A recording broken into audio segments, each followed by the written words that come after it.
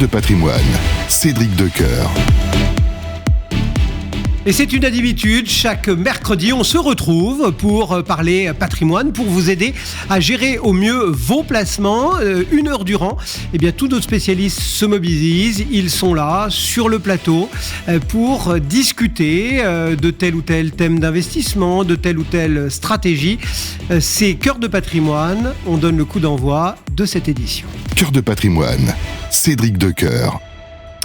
Alors les résultats de ce premier tour ont éloigné le spectre d'une victoire du nouveau Front populaire et son scénario de chaos fiscal et économique. Le Rassemblement national et ses alliés pourraient de leur côté peut-être encore obtenir une majorité absolue et les investisseurs redoutent finalement les effets d'une politique budgétaire expansive qui impacterait lourdement sans doute les comptes publics qui sont déjà mal en point. Alors on va essayer de lire tout ça boursièrement grâce à Frédéric Rosier. Bonjour Frédéric. Bonjour Cédric. Merci d'être au rendez-vous, co-responsable de la gestion de portefeuille chez Mirabeau.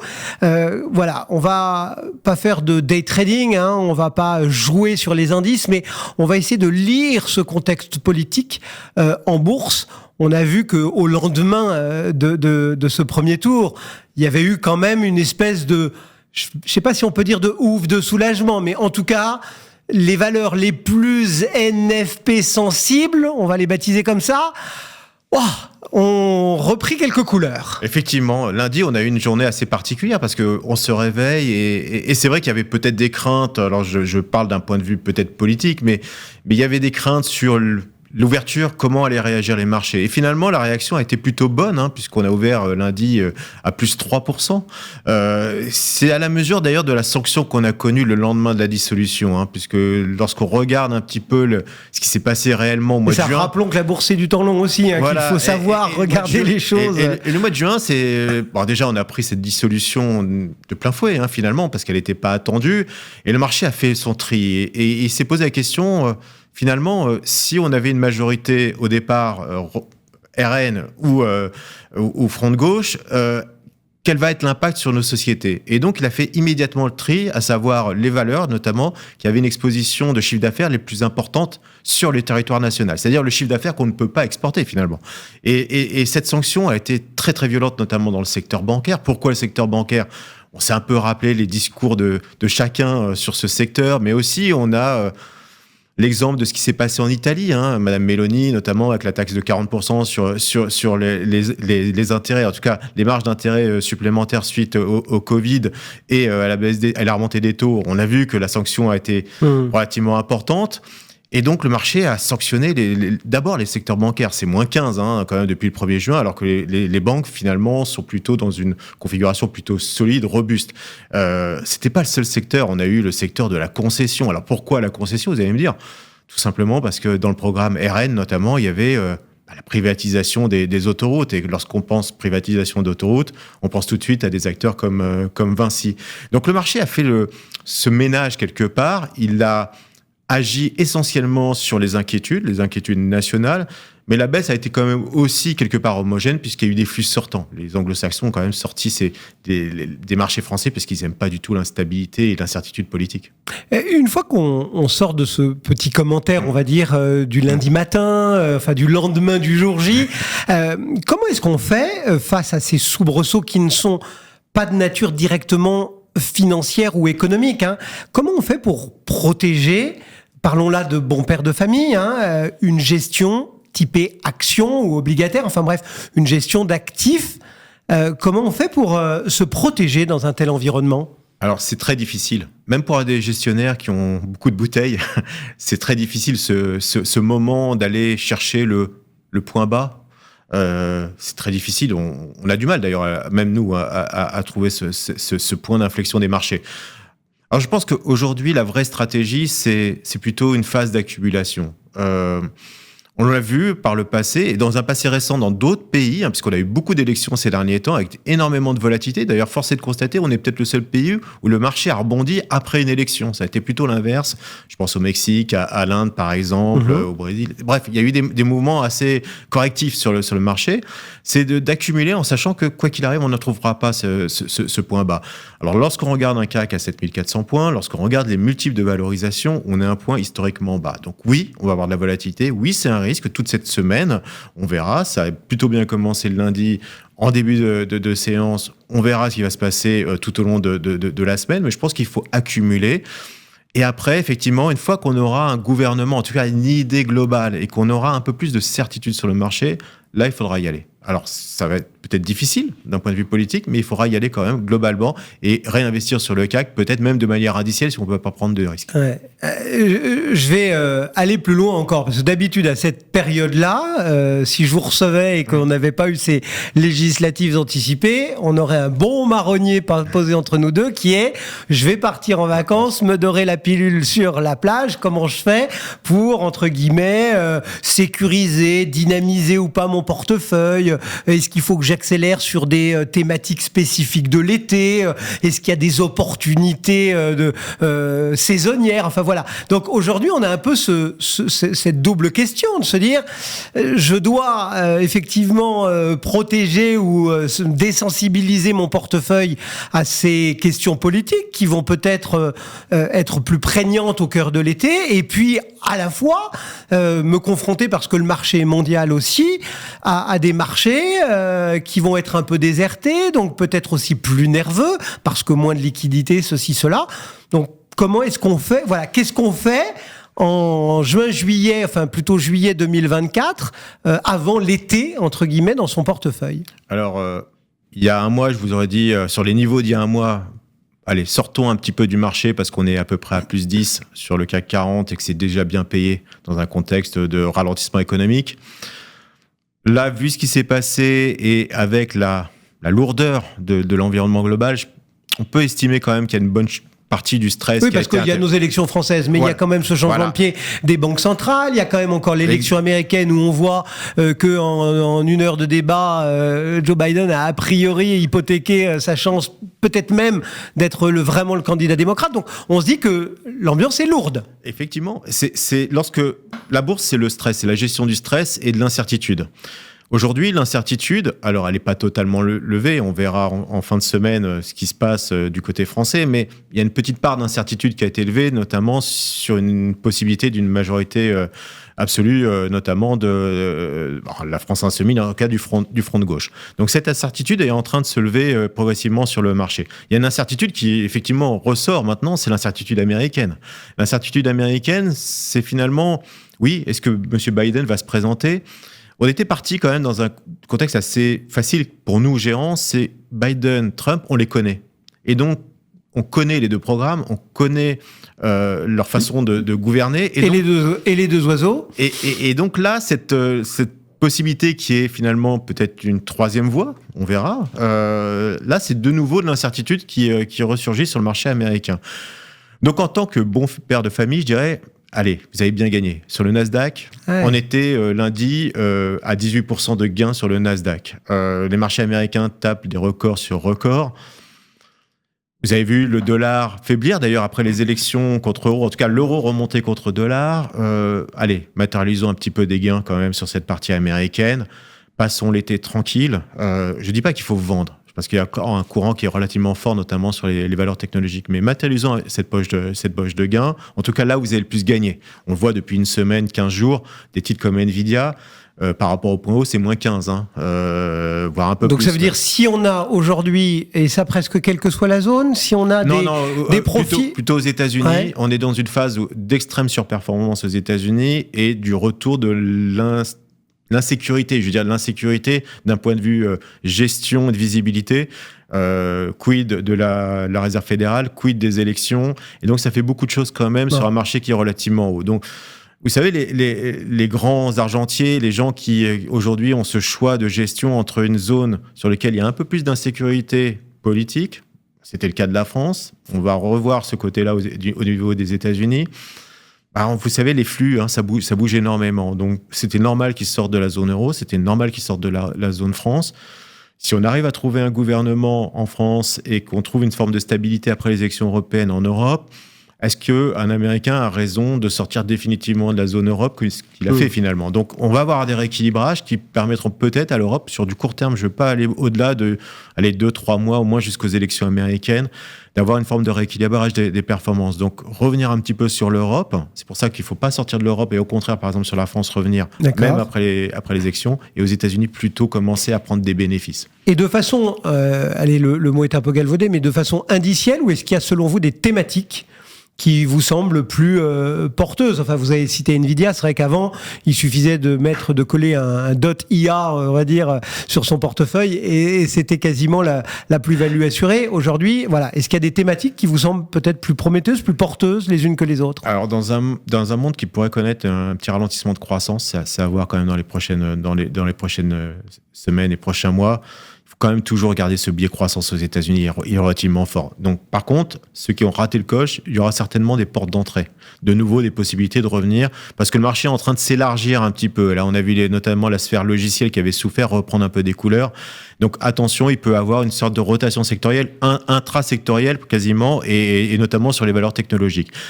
Sur l'Europe, globalement, la Valo nous aide quand même à avoir un bon soutien. Donc, je dirais que sur l'Europe, oui, le secteur bancaire, on va peut-être rassuré. L'immobilier, par exemple, il faudra faire attention quand même de l'impact de ce mois qui a été quand même douloureux. Donc, on risque d'avoir quelques problèmes au niveau des chiffres publiés dans le secteur. Les utilities ont souffert, donc tout ce qui est services de collectivité. Donc, aller chercher des valeurs de rendement en Europe et en gros rester avec un biais croissance aux États-Unis, je pense que c'est finalement le bon mix qui va vous équilibrer d'un point de vue sectoriel, thématique, et qui va vous équilibrer d'un point de vue géographique. Donc, je pense qu'il faut faire cet équilibre finalement qui donnera une stabilité sur la performance jusqu'à la fin d'année. Mais ça risque effectivement d'être agité. Permettez juste un petit bémol, c'est les taux d'intérêt. On l'a vu post-élection, il n'y a pas de détente sur les taux français. Donc, faut voir jusqu'où ça nous emmène, parce que ça peut nous emmener effectivement de nouveau dans des questionnements sur la soutenabilité de la dette et quid de ces taux d'intérêt qui continuent à monter avec des programmes qui ne sont pas forcément conciliants avec des taux élevés. Merci beaucoup, Frédéric. Merci, Cédric. Frédéric Rosier et Mirabeau dans Cœur de patrimoine. À tout de suite. Cœur de patrimoine, Cédric Decoeur. Et on accueille maintenant Louis-Alexandre de Froissart. Bonjour Louis-Alexandre. Bonjour Cédric. Fondateur de Montaigne Conseil et Patrimoine, et on va parler des crypto-actifs. Mais alors on va pas débattre pour savoir s'il faut ou pas avoir des cryptos. On va plutôt essayer de regarder ce qui devrait avoir lieu dans toute bonne gestion de patrimoine. C'est qu'est-ce qui peut se passer si je viens à quitter ce monde, en clair. Comment on va transmettre. Alors quand on a un appart, on va dire que c'est simple. On connaît les règles. Pour les cryptos, ça l'est peut-être un petit peu moins. Quels sont les principaux défis, Louis-Alexandre, auxquels un investisseur en crypto est confronté quand on se dit « tiens, je vais transmettre » ? Alors, il y a d'abord 3 choses. Il faut prendre la technique. Il faut faire attention, la manière de détenir les cryptos peuvent être un peu techniques, donc faire attention aux aspects techniques. Après, comme dans toute transmission, les aspects juridiques et puis les aspects fiscaux, il faut traiter chacun avec le professionnalisme nécessaire. Alors, si on regarde un petit peu concrètement, quelles sont les complications qu'on peut rencontrer justement dans cette idée de transmettre ? Ce que permet Bitcoin et les cryptoactifs, c'est de détenir soi-même son propre patrimoine. C'est-à-dire qu'on est soi-même la personne qui va être le gérant, le dépositaire, ainsi de suite. Donc, ce qui veut dire que ça implique parfois des spécificités en termes de détention et de transmission. C'est-à-dire, si c'est moi qui ai le contrôle de mes cryptoactifs, comment je vais le transmettre en temps et en heure et en sécurité à mes ayants droit. Après, le reste, le juridique, la plupart du temps, les notaires savent gérer ce type de problème. En tout cas, certains notaires ont décidé de s'y intéresser. Fiscalement, les cryptos, c'est comme tout le reste, c'est soumis à droit de succession, contrairement à ce qu'une légende urbaine peut laisser croire. Donc, du coup, ça veut dire qu'il y a des mesures qu'il faut prendre pour, on va dire, sécuriser, faciliter la transmission. Est-ce qu'il faut finalement considérer que la crypto, qui a l'air d'être pour certains presque un ovni, doit être pris comme une matière patrimoniale comme une autre ? Et que peut-être aujourd'hui, si j'en ai ou si j'en ai pas encore, il faut que je structure finalement, y compris peut-être de les loger dans une société. Enfin, je sais pas, est-ce qu'il y a comme ça des mesures en se disant, la crypto, ça doit être un actif presque comme un autre et je dois la gérer patrimonialement. Cédric, si nous étions aux États-Unis et que vous n'aviez pas de crypto dans votre patrimoine, on me demanderait mais pourquoi votre conseil n'a pas mis de crypto dans le patrimoine? Donc partons de ce biais-là. Si ce biais est exact, à ce moment-là, je vais devoir moi investir en crypto. Il faut que je me pose la question, est-ce que je le fais en direct ou en société? Si je le fais en société, eh bien, ça va me permettre d'avoir tout le droit des sociétés avec moi. C'est l'impôt société sur la fiscalité. Et quand je veux démembrer des parts, c'est très facile. Tout ça, c'est connu. Et on peut avoir ces cryptos dans la société. Il faut se poser, si on n'a pas encore des cryptos, il faut se poser la question, dois-je le faire à partir d'une société? Par contre, si j'ai déjà des cryptos, à ce moment-là, il y a un premier point, c'est comment je détiens la manière d'accéder à ces cryptos. Et là, il y a des choses techniques que je ne vais pas révéler aujourd'hui parce que c'est un peu notre stratégie, notre savoir-faire là-dessus. Il y a des aspects juridiques, c'est-à-dire mandat de protection future si je perds la tête, mandat posthume si je suis décédé et que je veux que quelqu'un gère pour mes héritiers ou mon épouse ou mon époux, et troisièmement, le testament. Donc ça va se passer chez un notaire, et donc ce sont les aspects juridiques. Et puis, fiscalement, est-ce que je peux pas faire des donations?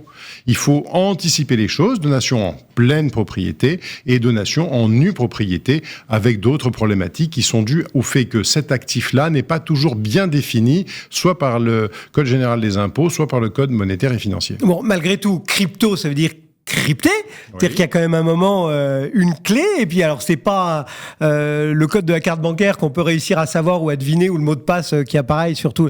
C'est un truc très compliqué, c'est une vraie clé. Comment on fait pour le détenir de façon sécurisée, mais qui soit éventuellement enfin voilà, il y a des outils particuliers, il y a... En fait, ce qui se passe, c'est que si on fait cette réflexion de transmission, on va tout de suite poser la question de la sécurité actuelle, et notamment de la redondance. L'aéronautique nous apprend qu'il faut des systèmes redondants. Eh bien, appliquons les règles de l'aéronautique à la crypto. Faisons un système avec une logique de base, puis une deuxième, puis une troisième.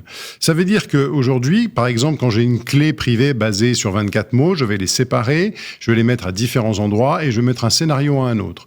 Par exemple, un exemple peut être de dire, je mets 3 parties chez 3 notaires différents, dans 3 testaments différents, et puis une 4e ailleurs, et je mets un scénario à un endroit qui fait qu'on peut retrouver tout cela. Après, il y a des systèmes techniques. Mais que chacun ne peut pas le faire tout seul. Non. Voilà. Après, on peut mettre des systèmes techniques et automatisés avec ou non une tierce partie, une tierce personne. C'est-à-dire que nous, on utilise pour Bitcoin, on fait un script sur la blockchain Bitcoin, ça s'appelle Liana, l'outil que l'on utilise, et qui permet de mettre en place un blocage, et à la fin de ce blocage, les cryptos peuvent être récupérés par 2 autres clés qui peuvent être détenues par des enfants, par exemple, qui sont dans un coffre. Voilà. Et puis après, on peut encore mettre un 3e niveau de sécurité. Donc il y a des outils technologiques qui aujourd'hui permettent de nous accompagner. Il y a aussi quand même une question de valeur. Alors là, vous allez me dire, on revient plus sur des actifs traditionnels, mais on les connaît peut-être mieux, ces actifs traditionnels. On a vu quand même des fluctuations très impressionnantes sur ces cryptos. Comment on évalue une crypto dans un moment X d'une succession? Parce qu'on sait aussi que la succession, elle prend du temps parfois. Alors, on a d'abord des plateformes qui nous permettent de donner un cours toutes les 24 heures sur 24, 7 jours sur 7, CoinMarketCap, CoinGecko, ainsi de suite. D'ailleurs, un des éléments du mandat posthume pourrait être de dire, par exemple, on va sécuriser ces cryptos sur un stable token, c'est-à-dire sur un jeton qui ne bouge pas et qui ne change pas de valeur. C'est une manière de sécuriser un petit peu ces éléments-là. On peut aussi demander à l'administration fiscale si elle accepterait, comme pour les valeurs mobilières, de prendre la moyenne des 30 derniers jours. Ça, pour l'instant, ce n'est pas acquis. En tout cas, on a des choses à anticiper, un scénario à anticiper, et c'est ce à quoi servent les professionnels. Et on peut se couvrir, enfin je vais employer un mot là pour le coup de marché traditionnel, on peut couvrir finalement son Bitcoin, son Ether, son... Oui, on peut couvrir son Bitcoin, ça existe, il y a des services pour le faire. Ça a un coût, bien sûr. Et à ce moment-là, on fait des principes très simples. On est short sur la moitié de son portefeuille, on est long sur l'autre moitié, et c'est très simple à faire. Aujourd'hui, il y a tous les outils qui sont là pour ça. Après, tout va dépendre de la nature, de l'importance du portefeuille pour la sécurité de la contrepartie qu'on va mettre en face. Bon, on pourrait, je pense, parler de ce sujet pendant des heures. Pour conclure, entre guillemets, si on a envie de donner 1, 2, 3 conseils vraiment marquants à un détenteur ou un détenteur potentiel de crypto, pour se dire, je suis complètement tranquille niveau transmission. Quels sont vos 3 conseils clés, on va dire ?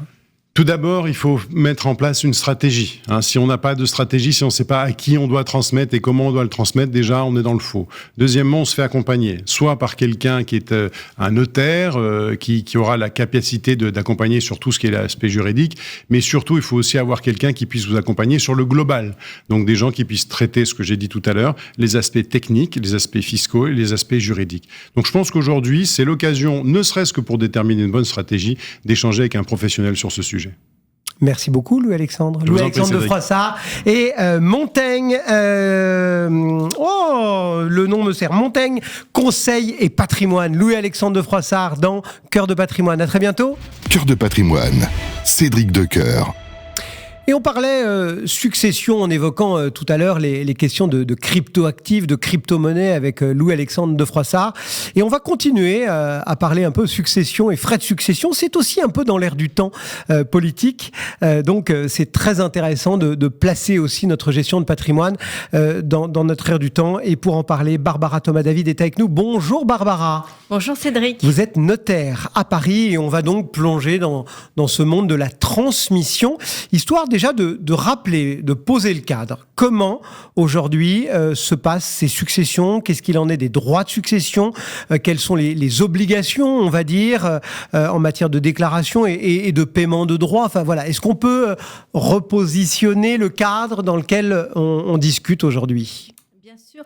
Alors, à partir du moment où il y a une transmission de patrimoine, souvent c'est le cas en matière de décès, on peut avoir aussi des donations, c'est-à-dire des transmissions avant décès de son vivant. Mais si on est dans une stricte succession, vous avez une règle qui dit que à chaque transmission, on paye, et on paye dans les 6 mois du décès. Il y a juste une exception, c'est entre conjoints survivants. Depuis 2007, les conjoints survivants et les personnes qui sont pacsées n'ont pas de droit à payer. Les autres personnes, après un abattement qui varie en fonction du lien de parenté entre la personne décédée et ses héritiers, eh bien les autres personnes doivent passer par la case paiement de droits de succession. Donc il y a un cadre auquel on ne peut pas se soustraire et on a compris, c'est dans les 6 mois. Est-ce qu'il y a des exonérations, des abattements qui sont en vigueur? Est-ce qu'il y a finalement des moyens, j'ai envie de dire légaux, là je ne parle pas de triche, pour finalement réduire la douloureuse? Alors, pour réduire la douloureuse, c'est assez simple, il faut anticiper les choses. D'accord. Parce qu'une fois qu'une personne est décédée, vous devez appliquer stricto sensu les règles de la dévolution successorale et du droit fiscal des successions. Pour justement payer moins, il faut anticiper les choses et transmettre avec des démembrements de propriété, des abattements qui se reconstituent au fil de l'eau. Il y a tout un tas de modalités et de possibilités pour justement payer moins, mais encore une fois, c'est l'anticipation qui est le maître mot en la matière. Et on va rappeler quand même un principe, ça n'est pas parce qu'on parle de ces choses-là, ça n'est pas parce qu'on anticipe que c'est autoréalisateur. Ça va pas nous faire mourir plus vite que de régler ces affaires en amont, on est d'accord? Non, parce que certains nous disent, je veux pas parler de tout ça, ça porte malheur. Enfin, non, il y a aucun chiffre qui vienne corroborer tout ça. Non. On dit souvent, on a coutume de dire que faire son testament ne fait mourir personne. Vous avez raison, Cédric. Mais au-delà de ça, parler des choses, ça ne veut pas forcément dire et faire les choses derrière. C'est-à-dire que c'est pas parce que vous parlez avec votre notaire ou avec votre conseiller de gestion de patrimoine de possibilités que vous allez passer forcément à la caisse. Autrement dit, l'idée, c'est de déterminer, de regarder ensemble le champ des possibles. Et ensuite, faire ou pas faire. Et puis décider tranquillement en famille ensuite. Oui, d'autant qu'en plus, ce dont on discute éventuellement à 30 ans, à 40 ans, à 50 ans ou plus tard, c'est pas la même chose. Et que peut-être qu'il y a des choses et qu'on a décidé d'en parler à 40 ans, il faudra peut-être en reparler à 50 ou à 60 ou à 70 encore plus fortement pour régler au mieux. Bien sûr. Et puis en plus de ça, la vie n'est pas un long fleuve tranquille. Ce qu'on peut poser comme un postulat à 40 ans peut changer 5 ans après. 10 ans après, vous pouvez avoir une famille recomposée, vous pouvez avoir les malheurs de la vie qui font que vous allez vous retrouver avec quelqu'un sous dépendance, donc en qualité d'aidant. Donc il y a tout un tas de choses. Et l'idée, c'est effectivement essayer d'avoir une vision, mais également une vision qui n'est pas irréversible et continuer à se protéger soi-même. Alors je le disais, cette gestion de patrimoine et ces questions de transmission, elles sont aussi au cœur de notre actualité, on va dire, politique. Et après le premier tour des élections législatives anticipées, le Rassemblement national est ressorti, on va dire, en tête, et il propose plusieurs mesures qui sont dans ce monde des droits de succession. Par exemple, de supprimer les impôts sur les héritages directs pour les familles modestes et les classes moyennes, mais pour le moment, on n'a pas de précision sur les seuils. Il prévoit aussi de garder, par exemple, les 100 000 euros, mais de raccourcir ce qu'on appelle le délai de rappel fiscal, non pas à 15, mais à 10 ans. C'est revenir à une situation un peu aussi antérieure. Il rajoute les grands-parents, qui pourraient bénéficier aussi de ces 100 000 euros tous les 10 ans. Et puis, il y a des propositions aussi d'exonération supplémentaire sur les biens immobiliers. Comment est-ce qu'on regarde tout ça, finalement? Parce qu'il n'y a pas beaucoup non plus de nouveautés. On ne va pas faire de politique, on regarde vraiment patrimonialement ce à quoi il faut réfléchir quand on a envie d'anticiper, quand on a envie de transmettre, de donner, enfin voilà. Moi, ce que j'entends dans ce discours, c'est qu'il y a une ouverture de champ des possibles. C'est-à-dire que en réduisant le temps pour les abattements, c'est-à-dire en les passant de 15 à 10 ans, ben vous ouvrez un champ de possibilités en plus. C'est-à-dire que nous, notaires, on va pouvoir proposer une transmission tous les 10 ans au lieu de tous les 15 ans. C'est d'ailleurs une proposition, si je ne m'abuse, qui était également celle de l'actuel gouvernement, qui n'a finalement pas été prise. Mais effectivement, à partir du moment où vous ouvrez un champ de possibles plus important, je pense aussi à ce que vous citiez avec les grands-parents, eh bien, les grands-parents qui en ont les moyens, là aussi, vont pouvoir transmettre à leurs petits-enfants en faisant un saut de génération. Je dirais que le maître mot, c'est regarder par rapport à une situation précise si oui ou non c'est intéressant. Mais plus effectivement vous ouvrez de champs de possibles, plus nous, notaires, on a des moyens de travailler tout en respectant évidemment le patrimoine de chacun. L'idée, c'est protéger les autres et transmettre, mais également se protéger soi-même. Mais ne pas se démunir. Hein. Ben voilà, le saut de génération, c'est bien quand on a les moyens. Il ne faut pas oublier son éventuelle dépendance. Exactement. Et son autonomie financière aussi. Juste pour terminer, Barbara, si aujourd'hui vous aviez 1, 2, 3 conseils vraiment à placer en tête de gondole pour des personnes qui souhaitent anticiper leur succession, pour minimiser, on ne va pas se cacher à son petit doigt, hein, le frottement fiscal, comme on dit, et peut-être aussi éviter quelques complications. Qu'est-ce qu'il faut vraiment avoir en tête et pas oublier pour savoir aussi de quoi il va falloir parler avec son notaire, son CGP, son... Je dirais que la première chose, c'est de se dire qu'est-ce que l'on souhaite, je dirais civilement. On dit toujours il faut que le civil soit là pour ensuite penser au fiscal. Autrement dit, quand je parle civil, ça veut dire comment vous souhaitez que votre patrimoine soit transmis. Qu'est-ce que vous voulez pour vos enfants? Qu'est-ce que vous voulez pour votre conjoint? Qu'est-ce que vous voulez pour vous? Une fois que vous avez déterminé par ordre, on va dire, croissant vos priorités, là, vous pouvez en parler avec votre notaire qui va essayer de mettre ça en adéquation avec une fiscalité attractive. Il faut savoir effectivement jongler avec les possibilités fiscales du moment, mais une fois encore, qu'on s'est bien projeté sur ses souhaits et ses philosophies de vie. Et juste, vous l'avez peut-être déjà dit tout à l'heure, mais là, par exemple, les familles vont peut-être se voir, se croiser à l'occasion de la pause estivale. Est-ce que c'est un sujet qu'il faut aussi aborder avec ses enfants, leur parler régulièrement tout au long de leur vie de cette succession, de cette transmission, de ces choix patrimoniaux? Il faut que les parents parlent, mais il faut également que les enfants parlent également. Vous savez, la société a quand même pas mal changé et je vois qu'on a de plus en plus, en ce moment, de viager ou de monétisation des biens immobiliers. C'est-à-dire que là où les familles transmettaient des biens immobiliers, on s'aperçoit qu'aujourd'hui, des fois, les choses qui ne se voyaient pas encore il y a 15-20 ans, les gens vendent en viager ou vendent la nue propriété de leurs biens non pas pour pouvoir mieux vivre eux, mais pour pouvoir transmettre à leurs enfants, pour pouvoir donner le coup de pouce, là où les crises économiques qu'on voit en ce moment durcissent les velléités des uns et des autres pour justement pouvoir créer une entreprise, pour pouvoir se lancer dans la vie. On sait bien que ça fait bien longtemps maintenant que la succession n'est plus là pour permettre aux enfants de se lancer dans la vie. Finalement, quasiment au moment où la vie est faite, quoi. Exactement. Donc, il y a une autre façon de voir les choses. Ce qui est important, c'est de parler pour éviter les tabous. Merci beaucoup. Barbara Thomas-David, donc notaire à Paris. Merci d'avoir fait confiance à Cœur de Patrimoine aujourd'hui. À très bientôt. Merci Cédric. Cœur de Patrimoine, Cédric Decoeur.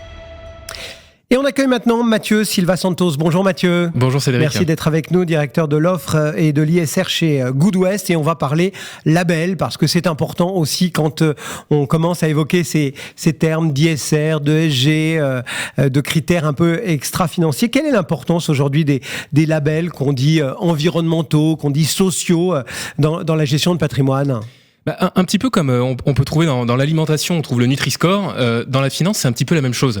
Les labels, ils servent à guider, à orienter finalement les épargnants pour leur permettre finalement d'intégrer des considérations environnementales et sociales au sein de leur portefeuille d'investissement. Ça veut dire que ça doit influencer finalement l'investissement, la direction qu'on veut donner à son patrimoine. Exactement, ça permet d'ajouter finalement une orientation durable. Alors, est-ce que les labels se valent tous ou non ? Ça, on en parlera bien évidemment, mais en tout cas, pour les épargnants qui sont soucieux finalement que leur portefeuille représente leur valeur, les labels justement permettent de mettre la puce à l'oreille et permettent d'orienter justement ces investisseurs. Alors ce label, notamment ISR, il a récemment été toiletté, remis au goût un petit peu du jour. Est-ce que ça a impacté finalement les critères de sélection, ce nouveau label ISR ? Totalement. Alors, le label ISR, effectivement, c'est le plus connu, c'est un des plus anciens, c'est le plus généraliste. Aujourd'hui, on compte un peu plus de 800 milliards d'encours sous gestion et plus de 1200 fonds labellisés ISR, sous l'ancienne version. Qu'est-ce que sera sous la nouvelle version ? Ça, on le sait pas, puisque la grande avancée finalement de cette nouvelle réforme, c'est l'introduction notamment de critères d'exclusion. Le précédent label était un label qui se voulait intégrer des critères environnementaux ou sociaux ou de gouvernance, les fameux critères ESG, mais n'excluait aucun secteur. Or aujourd'hui, compte tenu de l'urgence climatique actuelle, il y avait certains secteurs, je pense notamment aux énergies fossiles, qui étaient de facto incompatibles avec les objectifs climatiques. Donc ça, c'est le changement majeur, on va dire. C'est le changement majeur. C'est l'introduction de critères d'exclusion, et notamment l'exclusion des sociétés qui développent de nouveaux projets d'énergie fossile, d'exploration, d'exploitation ou de raffinage d'énergie fossile, et également les sociétés qui exploitent encore des hydrocarbures non conventionnels ou du charbon. Donc ça, c'est vraiment l'avancée majeure. On peut également noter la prise en compte progressive des objectifs de l'accord de Paris. Ça, c'est un gros changement également. On ne parlait pas de l'accord de Paris dans l'ancien référentiel du label ISR. Dorénavant, on en parle. Alors, bien évidemment, on n'en parle pas pour la totalité des portefeuilles, mais c'est quand même une avancée majeure. Il faut le souligner. Justement, vous avez rappelé, parce qu'il y a ce label ISR, mais il n'est pas le seul. Est-ce que on arrive à avoir en tête, on va dire, les principaux avantages ou les principaux inconvénients qu'ont ces labels, et finalement, est-ce que certains pourraient parfois induire les investisseurs en erreur quelque part, quoi ? Totalement. Déjà, le label ISR, il peut induire finalement les investisseurs en erreur, puisque quand on investit dans un fonds labellisé ISR, on pense investir finalement dans des éoliennes, dans des panneaux photovoltaïques ou autres. On pense qu'on a le bon cachet, quoi. Exactement. Et c'est pas le cas, puisque le label ISR, et c'est toujours le cas, se veut un label généraliste. On tient compte de critères environnementaux ou sociaux au sein du fonds. Mais ça veut pas dire que l'ensemble des valeurs sont par définition vertes. Il y a d'autres labels. On pense notamment au label Greenfin, le label de la finance verte, qui lui veut financer des activités à forte contribution pour la transition écologique. Le label Finansol, lui qui va financer des activités génératrices d'utilité sociale, par exemple. Donc il y a beaucoup de labels. Et là, je parle que des labels. Je parle pas de la réglementation, parce que on pourrait parler de la réglementation SFDR, les fameux articles 6, 8 et 9, la taxonomie. C'est une jungle. On est dans une jungle de l'ISR pour les épargnants. Il y a énormément de référentiels, de labels et de réglementations. Et justement, je suis épargnant. Je vais même pas me qualifier d'investisseur. Je suis épargnant. Comme on dit dans le langage populaire, je suis Bien sûr. père de famille. Comment je fais pour m'assurer de la fiabilité de tel ou tel label, appellation, taxonomie ? Enfin voilà, comment je fais ? Je peux pas, moi. C'est pas une mince affaire, Cédric. C'est pas une mince affaire. C'est très compliqué pour l'épargnant finalement final d'orienter, de vraiment orienter finalement ses placements vers l'environnement. Alors il y a quelques petites astuces. Moi ce que je dis toujours, c'est de jamais se fier au nom d'un fonds d'investissement ou au nom d'un produit financier. Maintenant c'est devenu la mode. Hein. Ouais, c'est pas parce que c'est marqué dessus que... Exactement. Tous les produits financiers s'appellent climate, climat, sustainable, développement durable, donc ça veut dire qu'en écologie. fait on soulève le capot, on va regarder ce qu'il y a vraiment Exactement. dedans. Hein, il faut vraiment soulever le capot. Et d'ailleurs, l'ESMA, qui est l'autorité de tutelle européenne, l'AMF européen, a commencé justement à donner des directives aux sociétés de gestion sur la dénomination justement des fonds d'investissement. Donc il faut ouvrir le capot. Il faut regarder la stratégie d'investissement, l'objectif du fonds. Si on peut regarder même les entreprises qu'on va retrouver à l'intérieur, parce que parfois on peut vraiment avoir des mauvaises surprises, des développeurs d'énergie fossile dans des fonds qui se disent climate ambition, climate initiative. Donc il faut vraiment faire attention, ne pas hésiter à regarder le document d'information clé. Ça c'est un document réglementaire qui est fourni théoriquement à tous les investisseurs, tous les épargnants. Regardez en détail quelles sont les valeurs du fonds, les sociétés. Est-ce qu'on est d'accord finalement avec ces sociétés? Les exclusions, est-ce que ça exclut les énergies fossiles? Je sais qu'il y a certains épargnants qui sont sensibles également à l'exclusion de la filière nucléaire. Il y a des fonds qui excluent également le nucléaire. Donc on peut trouver, mais voilà, il faut creuser. Si possible, se faire accompagner par un tiers de confiance. Ça, c'est quand même indispensable, surtout quand on est néophyte. Aujourd'hui, on se dit quand même que, on a parlé du label ISR, on a dit en quoi il avait évolué, mais on se dit c'est important et notable finalement que ces labels aussi ne soient pas figés, gravés dans le marbre, et soient aussi à l'écoute des innovations, des changements, peut-être des attentes aussi des financiers, comme des industriels, comme des épargnants. Enfin, en clair, que c'est positif de voir cette finance verte généralisée comme ça évoluer. On voit qu'il y a un mouvement, ça c'est inévitable. On voit que ça change et c'est bon signe, puisque finalement, que ce soit les différents gouvernements, que ce soit l'Europe, l'Union européenne, elle s'adapte également aux nouvelles attentes des épargnants qui veulent plus de transparence et moins de greenwashing. Et également aux sociétés de gestion qui veulent également avoir les moyens d'orienter finalement durablement la stratégie d'investissement de leurs fonds. Donc ça, c'est plutôt bon signe. Maintenant, le chemin, il est quand même encore long à parcourir. On voit qu'il y a des synergies. On parlait de taxonomie SFDR. SFDR est en train d'être refondu. Il y a une refonte de SFDR à la Commission européenne. Et on voit que avant cette refonte, la notion d'investissement durable n'était pas la même pour la taxonomie et pour SFDR, alors même que ce sont deux réglementations européennes. Là, on voit qu'on commence à converger vers des notions finalement qui sont similaires. Et vous avez l'impression que, grosso modo, quand on les regarde tous, puisque vous nous avez parlé de l'ISR, vous nous avez parlé du Greenfin, vous avez parlé de la taxonomie ou de SFDR, vous vous dites finalement, ils répondent assez bien aux enjeux ou pas ? Pas tous, malheureusement pas tous. Ce que je regrette et ce qu'on regrette de notre côté, c'est effectivement, j'ai parlé de la prise en compte progressive des objectifs climatiques de l'accord de Paris, mais pas suffisamment. On s'appuie pas suffisamment sur des indicateurs scientifiques, des indicateurs concrets. Et c'est primordial. Le climat, c'est une affaire de science. Donc il faut s'appuyer sur des indicateurs concrets. Le CO2, on parle tous d'empreinte carbone aujourd'hui. C'est un indicateur qui est scientifiquement quantifiable et évaluable. Appuyons-nous dessus. Alors effectivement, il y a encore d'efforts à faire. C'est pas un indicateur parfait. Là, je parle uniquement du climat, la biodiversité. On n'en parle absolument quasiment pas. Dans 55 pages de réforme du label ISR, on n'en parle que 3 fois. Le terme biodiversité n'apparaît que 3 fois. Et 5 fois dans le label Greenfin sur 30 pages de référentiel. Donc il y a encore beaucoup de choses à améliorer à ce niveau-là, mais on voit effectivement qu'on va quand même dans le bon sens. Donc ça veut dire, si pour terminer, je vous demandais vos 3 idées, elles sont là, elles sont en creux. Voilà, c'est de se dire, il y a des notions quantifiables qui doivent aujourd'hui avoir droit au chapitre sur ces labels pour en faire, entre guillemets, des labels parfaits, si tant est qu'on puisse l'être. Totalement, et surtout une refonte également méthodologique au sens large. Aujourd'hui, ce qu'on dénote, c'est une absence de cohérence méthodologique. Si on regarde les agences de notation ESG, extra-financières, une entreprise peut très bien être notée par une agence de notation et pas du tout, une notation très mauvaise dans une autre agence de notation.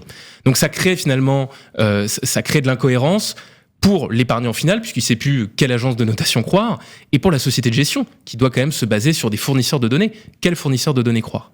Donc, indicateur scientifique et effectivement, cohérence méthodologique, c'est quand même un choix qui est quand même important, et j'ose espérer que ce sera discuté, en tout cas, au plus haut sommet de l'Europe, puisque c'est nécessaire. Bon, in fine, je vais vous provoquer un peu, mais on sait que, y compris la réglementation, parfois, incite l'épargnant à avoir des fonds ISR, ESG, Bien sûr. etc. dans son épargne. Donc il est un peu obligé d'y aller, on va dire ça comme ça, Bien sûr. en étant très provocateur.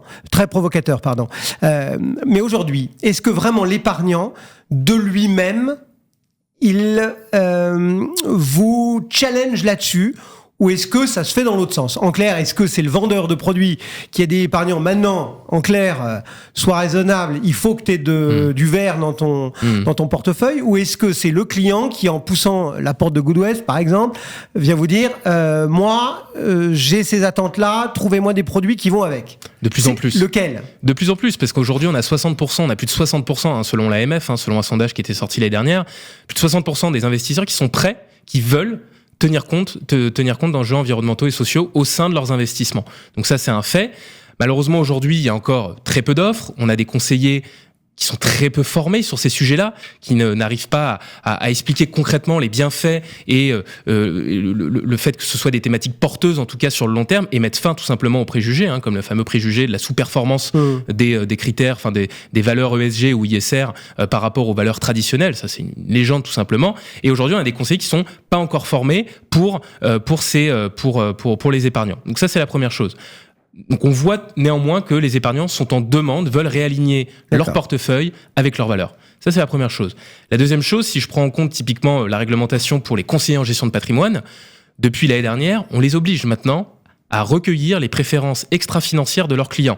Donc à mettre le sujet sur le tapis, quoi. Exactement. MiFID 2, il y a plusieurs années, avait introduit le recueil des informations financières. Maintenant, on est obligé de tenir compte des préférences ESG de son client. Donc nécessairement, si un client veut tenir compte de la préservation et la restauration de la biodiversité lorsque le CGP fait signer sa lettre de mission ou autre, là, pour le coup, on est obligé de lui proposer une solution adéquate. Ça, c'est inévitable. Mais en tout cas, pour répondre à votre question, Cédric, c'est vrai que on voit qu'il y a une appétence de plus en plus forte des épargnants. Aujourd'hui, on a plus d'1 euro sur 2 au niveau européen qui est dirigé vers des fonds ISR. Donc ça, c'est à noter. Merci beaucoup, Mathieu. Merci, Cédric. Mathieu Silva Santos, donc pour Goodwest dans Cœur de patrimoine. Et nous, on se retrouve dans un instant. Cœur de patrimoine, Cédric Decoeur. Et on termine en parlant immobilier. C'est vrai que le contexte général du marché immobilier n'est pas très porteur. C'est peut-être un doux euphémisme. Il y a notamment une hausse des délais de vente, 90 à 100 jours en France. Et puis il y a le contexte d'incertitude et d'attentisme qui est sans doute un peu aggravé par les considérations politiques. Pourtant, on a peut-être pêché aujourd'hui une solution qui pourrait vous aider. Ça s'appelle le leasing immobilier et c'est ce dont on va parler à présent avec Charles Ruel. Bonjour. Bonjour. Merci d'être avec nous, cofondateur de Sésame, et on compte sur vous pour nous parler de cette solution, de ce leasing immobilier. C'est quoi? Parce que le leasing, on connaissait pour sa voiture, on connaissait éventuellement pour des équipements électroménagers ou électroniques, mais on peut acheter son appart en leasing? Alors oui, effectivement, et c'est nouveau, on a créé Sésame il y a un peu moins de 2 ans. Le principe est très similaire pour un acheteur, c'est d'être en mesure d'acheter son logement. Plus précisément, c'est de l'accompagner le temps nécessaire à ce qu'il puisse obtenir son financement. Et donc, ça veut dire que ça passe par un mécanisme de location avec option d'achat pendant une durée qui est courte puisque c'est le temps nécessaire pour avoir son financement. Et donc, mécaniquement, c'est à la fois une opportunité pour un acheteur, mais également pour un vendeur, on va en parler. Bon, vous nous avez rappelé la date de création de Sésame, 2022. Ça fonctionne vraiment? C'est-à-dire que vous avez des clients au moment où les banques, effectivement, ont un peu resserré le kiki du financement. Ça a attiré, entre guillemets, comme solution. Alors justement, effectivement, je dirais que dans le contexte actuel, il est particulièrement difficile d'obtenir un financement. Et donc, on a plus de 10 000 familles qui sont inscrites sur notre site, qui ont un projet d'achat de leur propre résidence principale, qui sont confrontées à une problématique pour avoir le financement et qui ont identifié le leasing comme étant une solution pour les aider dans leur projet. Alors, donc, si on parle par exemple des vendeurs, quels sont les avantages dans le contexte actuel ? Alors effectivement, tous les acheteurs qui rencontrent des difficultés pour acheter font autant de vendeurs qui ont du mal à vendre. Ça vous a pas échappé, effectivement, le nombre de transactions a baissé. Le marché est plus difficile, les prix ont baissé puisque les acheteurs ont perdu du pouvoir d'achat à cause de la baisse, de l'augmentation des taux. Donc en fait, aujourd'hui, les vendeurs ont deux options. Soit de s'adapter au marché actuel, donc de baisser le prix pour s'adapter au nouveau pouvoir d'achat de leurs clients, et de chercher à vendre dans un délai imparti, mais qui va rester relativement complexe. Les délais de vente s'allongent, et vous ajoutez à tout ça tout un contexte avec aussi une réglementation contraignante. Et cette nouvelle option qu'on a créée, qui est d'accompagner des ménages qui sont accompagnés par Sésame, qui sont des familles qui ont besoin un petit peu de temps pour être en mesure de concrétiser leur projet d'achat de leur résidence principale. Et donc, ce sont des familles qui achètent en leasing, qui vont emménager dans le logement, qui vont commencer par le louer pendant quelques mois à quelques années, jusqu'à 24 mois maximum, et qui vont l'acheter à un prix qui a été fixé et convenu par avance. Et donc, ça vous permet, en tant que vendeur, de sécuriser le prix de vente, d'avoir identifié votre acheteur, de savoir sous quel délai vous allez le vendre, et dans l'intervalle, d'avoir des loyers, et surtout, on va en parler un peu plus en détail, être dans un cadre juridique qui fait que votre acheteur est assimilé futur propriétaire et devient le responsable du logement, et donc en paye les travaux, l'entretien et la taxe foncière. Est-ce qu'on peut avoir un exemple pour illustrer vraiment notre propos ? Oui, alors effectivement, on a aujourd'hui, si votre logement il est vide, vous allez payer la taxe foncière, les charges, l'entretien, l'abonnement EDF, l'eau, tout ça, même s'il n'y a pas d'occupant, en général, c'est difficile de maîtriser. Et donc, c'est plusieurs milliers d'euros par an de charges incompressibles, sachant que souvent, bien évidemment, vous avez aussi un crédit et donc une mensualité à payer. Et donc, le but ici, c'est d'avoir une solution qui vous permet de couvrir vos charges, de couvrir la mensualité de crédit, tout en sécurisant le prix de vente. Si je donne un exemple, peut-être que vous vouliez vendre votre logement 200 000 euros, vous avez du mal à trouver un acheteur aujourd'hui pour ce prix-là. Le marché vous dit que vous êtes plutôt à un prix de 180 000 euros par exemple, donc une baisse de 10%, qui est le reflet à peu près de la baisse des prix immobiliers depuis 12-18 mois. Et donc, vous avez acheté à un prix relativement cher, vous n'avez pas forcément envie de perdre de l'argent, c'est légitime, mais de fait, vous avez du mal à créer, à proposer un logement attractif. Et donc, en fait, en proposant un logement à 180 000 euros, vous retrouvez de l'attractivité sur votre logement, et puis vous allez avoir un loyer, mettons, de 1 000 euros par mois pendant toute la durée.